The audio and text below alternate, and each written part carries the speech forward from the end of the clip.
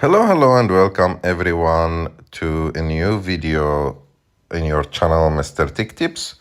Before watching the video, don't forget to subscribe to our channel and don't forget also to like this video.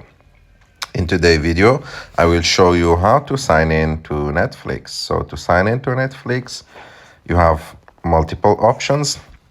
So we open the app, we click on sign in.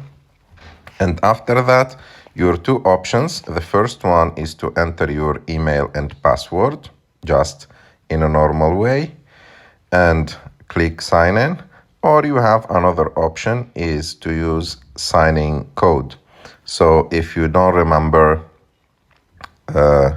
your password or you want to give access to your Netflix account to someone, but you don't want to give him your password, you can use this sign-in code.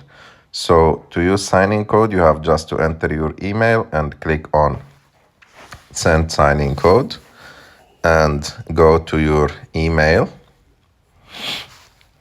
And just in a few seconds, so I received the sign-in code. Of course, this sign-in code is only valid for one time, and after that click sign in and voila, your account is open. I hope that you like this video. If you like this video, don't forget to subscribe to our channel, to like this video, and see you in the next one.